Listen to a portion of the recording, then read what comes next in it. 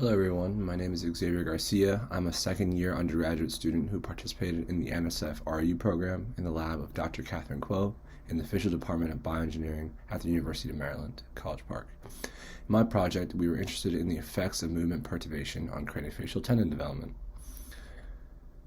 So why craniofacial tendons? Craniofacial tendons attach muscles to bone in the head, allowing the transmission of forces.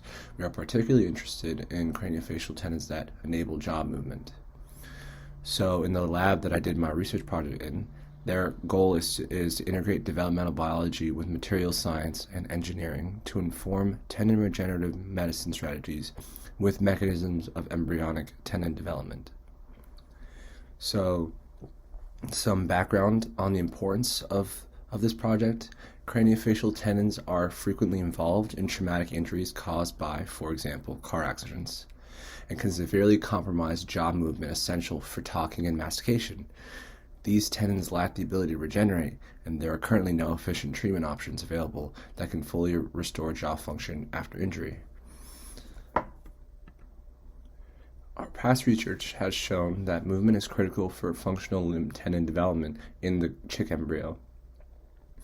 A loss of embryonic movement caused by paralysis leads to reduced tendon elastic modulus. DMB is a strong drug inducing rigid paralysis. Interestingly, when treated with a drug causing hypermotility, tendon elastic modulus was increased.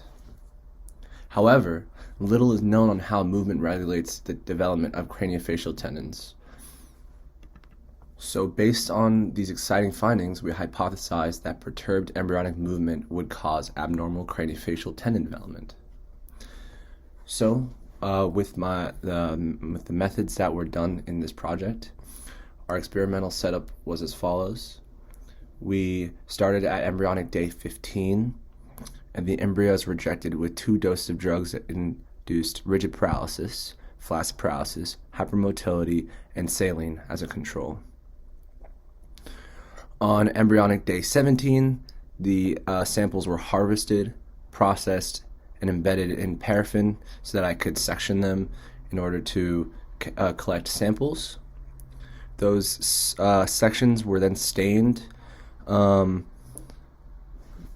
with a hematoxylin and eosin, or H&E stain, which stains cell nuclei in a purple or blue color, and the cytoplasm extracellular matrix in pink.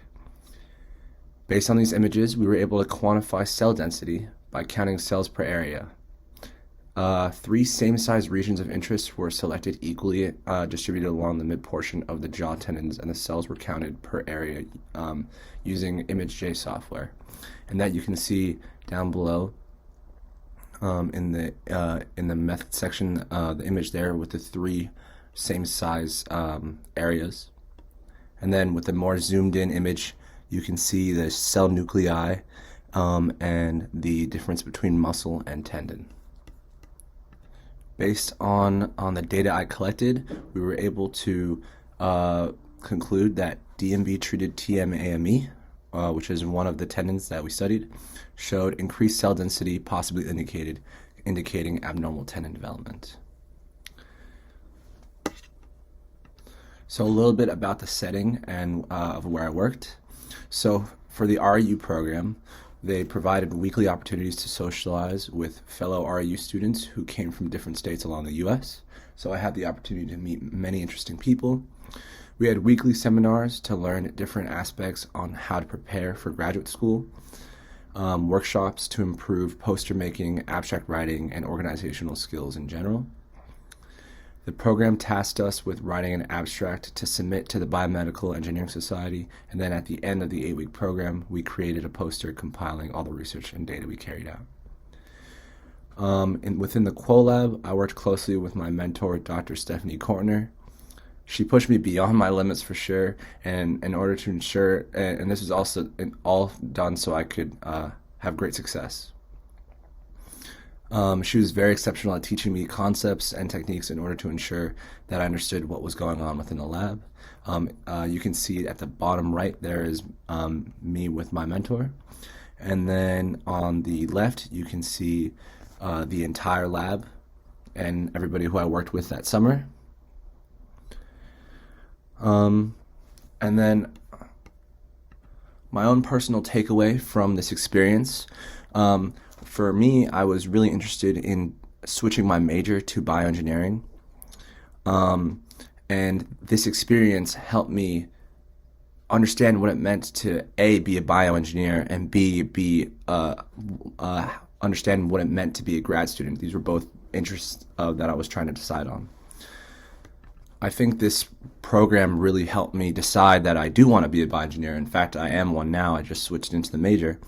And I also am continuing research in UMD bioengineering. I just joined the Klein lab in UMD, and I'm researching extracellular vesicles and its effect on health. In a more long-term sense, I do hope to go to grad school after college, and I will be definitely exploring that avenue. Thank you so much for listening.